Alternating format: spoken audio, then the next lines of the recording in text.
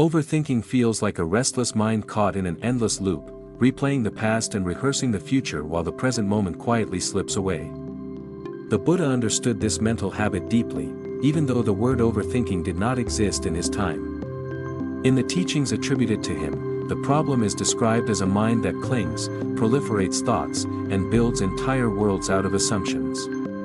According to Buddhist insight, suffering does not come from thinking itself, but from unskillful thinking that is fueled by craving, fear, and ignorance.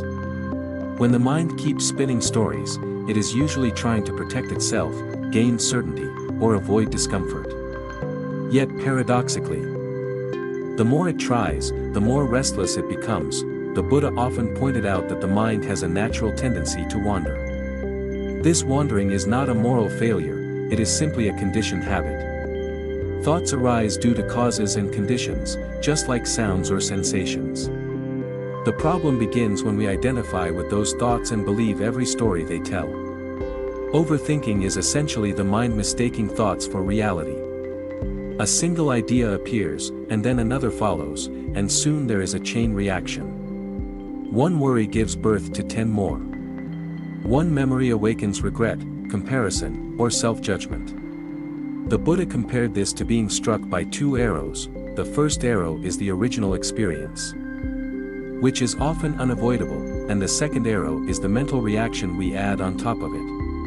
Overthinking is that second arrow, repeated again and again. One of the most powerful pieces of advice attributed to the Buddha is surprisingly simple: see thoughts as thoughts, not as truth. In Buddhist practice, this is called right view. When you observe a thought clearly, without immediately agreeing or disagreeing with it, its grip begins to loosen. Instead of saying this is my thought or this is who I am, you recognize it as this is a thought that has arisen. This small shift creates space. In that space, the mind no longer feels trapped. Overthinking thrives on identification. When identification fades, the thought loses its authority. The Buddha also taught that the mind overthinks because it is uncomfortable with uncertainty. The mind wants solid ground, clear answers, and permanent solutions. But life is impermanent by nature. When the mind resists this truth, it compensates by thinking more and more, hoping that enough analysis will provide safety. The Buddha's advice here is radical: instead of trying to eliminate uncertainty, learn to rest within it. When you stop demanding certainty from the future, the mind relaxes. Overthinking begins to dissolve not because every question is answered, but because the need for answers softens. Another core teaching that directly addresses overthinking is mindfulness of the body and breath. The Buddha emphasized returning to direct experience as an anchor. Overthinking happens almost entirely in the abstract world of concepts, memories, and projections. The body, however, always exists in the present moment. When attention gently returns to the breath, the sensations of the body, or the feeling of sitting and standing, the mind naturally slows down. This is not suppression. It is a redirection of energy. Thoughts may still arise, but they no longer dominate awareness. The Buddha described this as calming the formations of the mind. Like allowing muddy water to settle until it becomes clear, the Buddha also warned against the habit of endlessly analyzing the self. Questions like "Why am I like this?" or "What is wrong with me?" can easily turn into traps. According to his teaching, the self is not a fixed entity that can be fully understood through thought alone. It is a process, constantly changing.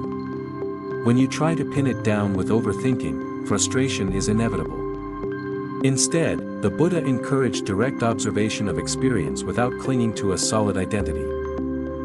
When you see feelings, thoughts, and sensations arise and pass away, the urge to overthink the self weakens. You no longer need to solve yourself as a problem. A particularly practical piece of Buddhist advice is learning to recognize unwholesome mental states early. Overthinking often begins subtly.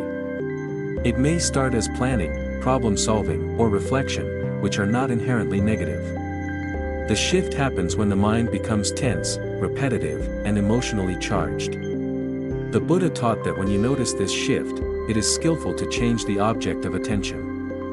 This could mean focusing on the breath, cultivating kindness, or engaging in a simple physical activity. By doing so early, you prevent the mind from spiraling further. This is not avoidance, it is wisdom in choosing where to place attention. The Buddha also emphasized compassion toward the mind. Overthinking often comes with self-criticism. Why can't I stop thinking? Or what's wrong with me? This inner conflict only adds fuel to the fire. In Buddhist practice, one learns to treat the mind as one would treat a tired child. With patience, gentleness, and understanding. When you stop fighting the mind, it naturally becomes less agitated. Compassion interrupts overthinking because it removes the sense of threat. The mind no longer feels the need to defend itself with endless thoughts. Another key insight from the Buddha is that not every thought deserves engagement. Some thoughts are rooted in craving, aversion, or delusion. Engaging with them only strengthens those roots. The Buddha compared this to feeding a fire. If you stop adding fuel, the fire eventually dies down. This does not mean forcing thoughts away, but choosing not to follow them. When a thought arises and you neither suppress it nor pursue it, it fades on its own. Over time, the mind learns that it does not need to react to every mental event. The Buddha also spoke about the importance of wise reflection. This is different from overthinking. Wise reflection asks questions that lead to peace rather than agitation. For example, instead of asking what if everything goes wrong, one might reflect, is this thought leading to suffering or to clarity? This simple inquiry can stop overthinking in its tracks. When the mind sees that a line of thought leads nowhere but distress, it becomes easier to let it go. Wisdom here acts like a guide, gently redirecting the mind toward what is beneficial. Ultimately, the Buddha's advice for overthinking is not about stopping thoughts by force, but about understanding their nature. Thoughts arise due to causes and conditions, and they pass away when those conditions change. When you see this clearly, you no longer feel compelled to chase or resist them. The mind becomes like an open sky in which clouds pass freely. Overthinking loses its power not because thoughts disappear, but because they are no longer taken personally. When practiced consistently, this approach leads to a profound shift. The mind still thinks, plans, and reflects, but it does so with balance. Silence appears naturally between thoughts. Peace is no longer something to be achieved through analysis, but something revealed when the mind stops clinging. This is why the Buddha's advice remains so effective even today. It does not ask you to control the mind, but to understand it. And in that understanding, overthinking gradually comes to rest.